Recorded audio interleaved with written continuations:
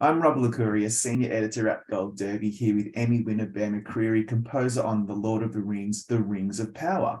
Bear, notwithstanding the inevitable, entrenched expectation from fans of what a Tolkien show would sound like, you went in a really different direction while still, keeping some degree of continuity with Howard Shore's work from the trilogies. That's a huge achievement to get right. So talk me through that challenge. Well, I appreciate you saying I got it right. I leave that to fans and viewers. And first of all, I just want to thank you for letting me be involved with this, along with all these other incredible composers. And I think everybody on this panel today has had some experience with fan expectation. This is something that in the modern era, many of us composers deal with. More often than not these days, I'm dealing with an IP that has some kind of history. And in the case of The Lord of the Rings of Power, we're making a prequel series that connects very loosely to Peter Jackson's The Lord of the Rings series, which, as you mentioned, were scored by Howard Shore. Thankfully, I didn't need to worry about any quotation. My motto was continuation, not quotation.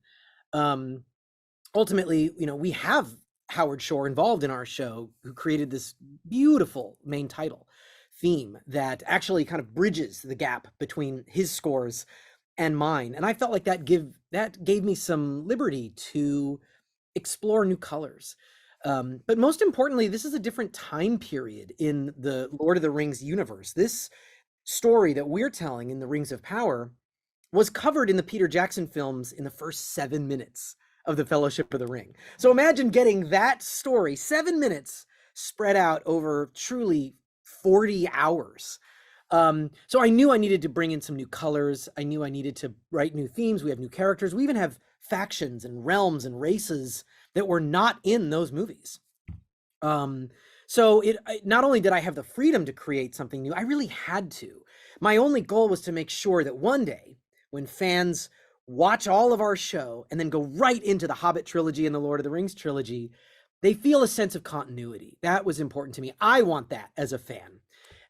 So there was a spirit to Howard Shore's writing, his orchestration, his approach to melody, his approach to lyrics and choral writing that I wanted to honor. And ultimately, I just set out with that in my mind and strove to write the best score I could. Yeah, you could have made it completely different, and I think that probably would have been so disappointing. I do want to have some connection to the trilogies, but I was so excited about what you had in store for us, given your great background in genre television, like Battlestar and Outlander, Black Sails, Da Vinci's Demons, Foundation, one of my favorite scores. And so with this, I noticed that you have said it was a dream come true for you, and you worked for it for almost a year. Why was it a dream come true? Like, what does this mean to you to be able to work on this kind of show?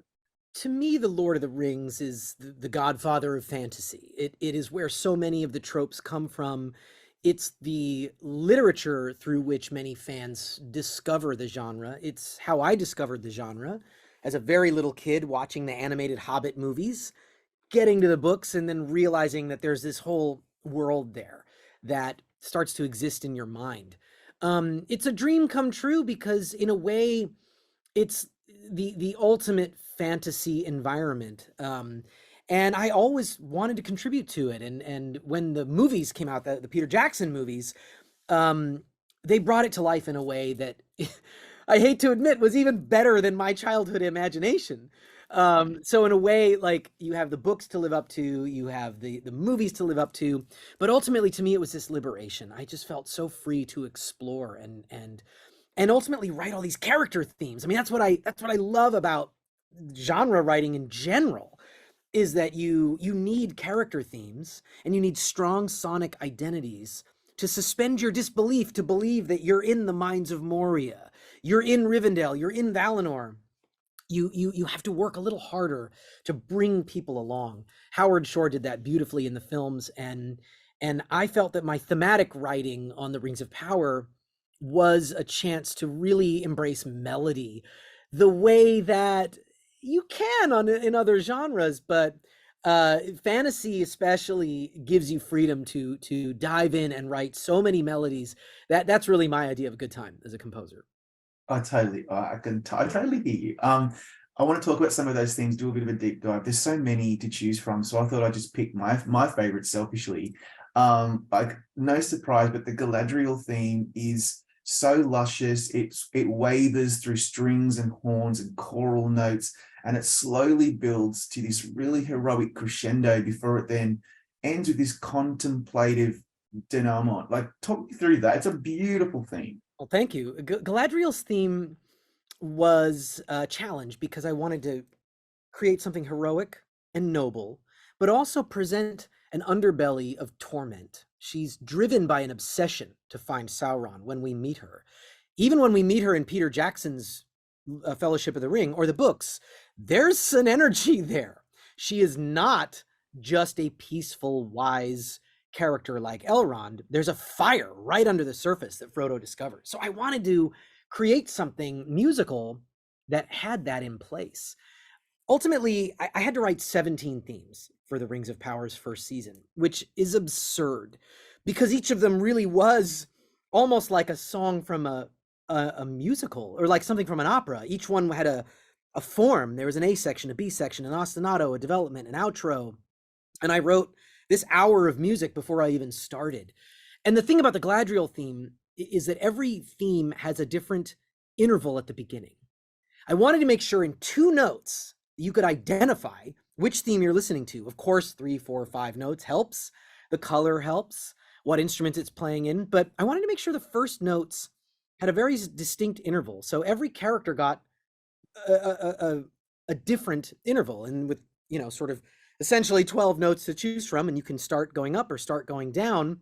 I had enough opening intervals, and hers opens with this minor 7 that leaps up. Da, da, da, da, da, da. It's so soaring. Like I want to just do this. I want to lift up my arms when I hear it. The Strangers is a major 7.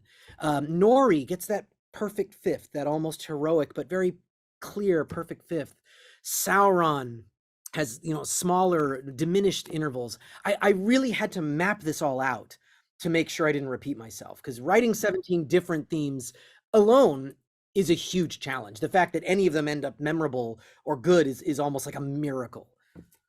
I think they're all really good, but I also love Numenor because you gave us these like really unexpected, I think, Middle Eastern strings and percussion, and then it builds to another really heroic crescendo before it kind of ends on something a little softer and contemplative.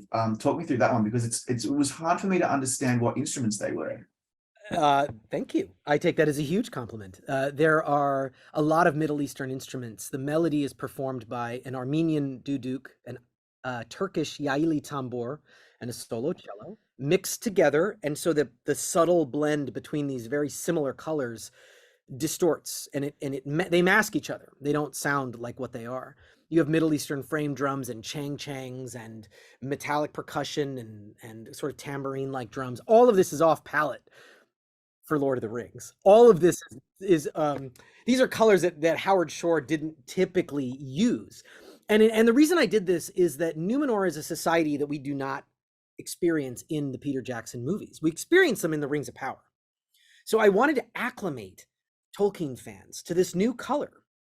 And then over the course of our show, they were going to get used to it. It's going to feel like Middle Earth. And then when they go to the Peter Jackson films, I want that sense of continuity with Howard Shore's work to come from a sense of loss. They're gone. That society isn't there anymore. This is thousands of years in the future that the movies take place. So it gave me free rein to create something different and bring in some unique colors. But ultimately, there's a sense of, I hope, Babylon and Mesopotamia and ancient Egypt, and indeed even Camelot, Atlantis. Numenor is the height of human society in Tolkien's writing. Oh, I just love that. Vera, I could keep you here all day, but I won't do that. What we will do is bring you back for our group discussion. Thank you. Thank you. This has been fun.